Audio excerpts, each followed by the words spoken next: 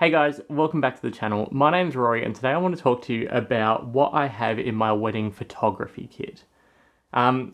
First of all, I want to say welcome back, second week in a row. I'm doing my absolute best to try to get you guys a video each week, and I'm definitely committed to try to keep doing that as we go forwards. But in today's video, I do get a lot of questions about my wedding photography kit. For those of you who don't know, I run a wedding photography and filmmaking business. It's a six-figure-a-year business that I've built from the ground up.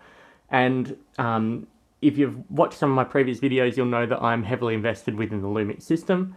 And that is basically the system I use for both my wedding photography and my wedding filmmaking. The two different kits are very different though. Obviously, some equipment is useful for filmmaking and some equipment is better for photography. So yeah, I guess a little bit of the background about the way that I do the photography. I am I guess you could call it photojournalistic or documentary style wedding photographer. I try to capture things on the fly, things as they happen. I'm definitely less posy and more focused on the couple and their day and what they're actually doing. So with that in mind, my kit needs to be light, it needs to be nimble, I need to be able to capture the images quickly and efficiently. And that is exactly why I've set up my kit the way it is. Everything that I use on a wedding day is actually sitting on the table right in front of me. So yeah, as I've said, I'm heavily invested into the Lumix system. So all of my wedding photography gear is Lumix based. That may come as a surprise to some of you. They're not, Lumix cameras are not traditionally, I guess, thought of as amazing photography cameras, but I'm here to tell you that misconception is wrong. It might have been right more in the past, but now with the way that the Lumix autofocus system is, the autofocus system is actually really good on these modern cameras and it can handle photography phenomenally well. So yeah, let's just jump straight in. So the first thing I'll tell you about is this bag.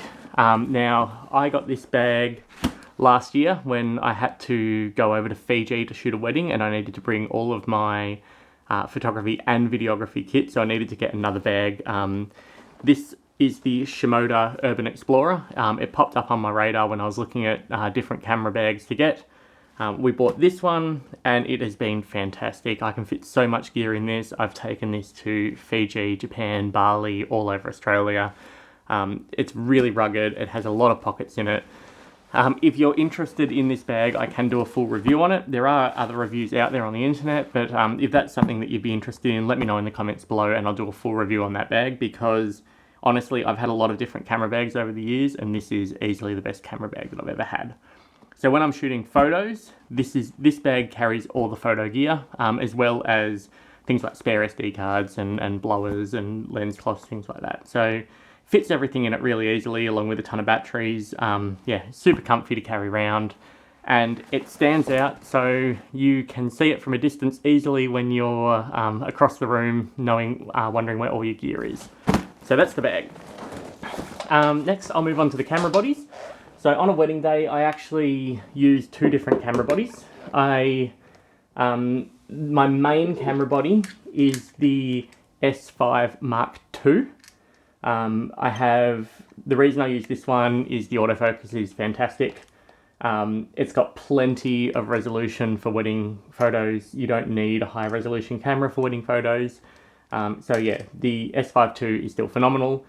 I guess the question is, now that the S1R Mark II is out, would I get that to upgrade this? And honestly, the answer is I don't think that I would. This does everything that I need it to from a photo point of view.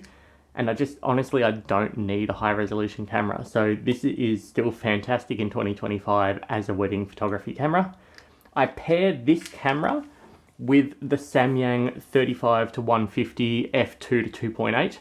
I've made a couple of reviews on this lens and it is still one of my favorite lenses on the Lumix system, purely because of the versatility. You can get such a wide focal range, so you can get so many different pictures without having to run around a heap. And during a wedding, that is really good. As I said, I need to be quick on my feet, I need to be nimble, I need to get everything really quickly. And this lens allows me to do that even in some really low light conditions. So those two go together. My other camera body that I have is the S1R. Now, the S1R is obviously Lumix's original flagship photo camera. It is a high resolution camera. The images that come out of this are fantastic. The only downside that I have with this camera is that the autofocus isn't great, especially when the subject is backlit.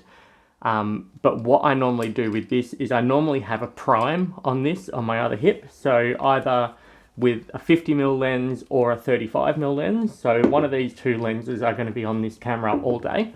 Most of the time it's going to be the 50mm lens. And the reason I have that is sometimes you just want that little bit more depth of field, and the 50mm lens is able to do that. Also, if something was to go wrong on my other camera, I want to be able to quickly pick this camera up and be able to shoot. Say if a bride was walking down the aisle and then for some reason I had a malfunction, to have another camera body on you that you can pick up and quickly shoot with is invaluable. So yeah, that is what I will shoot with for the rest of the day on my other hip. In terms of flash, I use the Godox V1. If you're using this with the Lumix system, make sure you get the O version for Olympus. It's Olympus and Panasonic. They use the same flash there. I will normally use this on the Lumix S5 II. My brain is not functioning very well today. I'll use this on the Lumix S5 II, and I'll normally use it either for speeches with the 35-150, or if I'm on the dance floor, I'll often change to either the 35mm prime, which is this one, or I may even go 24 or 18mm, depending on how packed the dance floor is and how close I can get to the subject or how far away I need to stand at the subject. Normally, the more packed the dance floor is, the wider the focal length I will use because it will include more people, whereas the less packed it is, you can use a tighter focal length. It compresses the people in the background and it actually makes the dance floor look more busy than it was. But yeah, so I'll use the flash with that. It's always on camera. I never use an off-camera flash with my wedding photography. Again, I want to be quick on my feet and nimble. Off-camera flashes are just a pain in the ass to set up a lot of the time. So yeah, this one on the camera. And yeah, that is basically my wedding photo kit. I may upgrade it in the future, but for the moment there isn't really a camera that's come out that's making me think I need this camera in my workflow. The S1R Mark II is probably the closest to that, but for the moment, with how good the S5 II is for taking photos, I don't think I'm going to be upgrading it probably within the next couple of years. But yeah, that is my photo kit. If you have any questions, please leave them in the comments down below. I'd love to hear them. If there's any videos about the Lumix system in the future that you would like to know about, definitely leave that in the comments down below as well. And I'll be sure to update my list of videos I'm going to make over the next few weeks.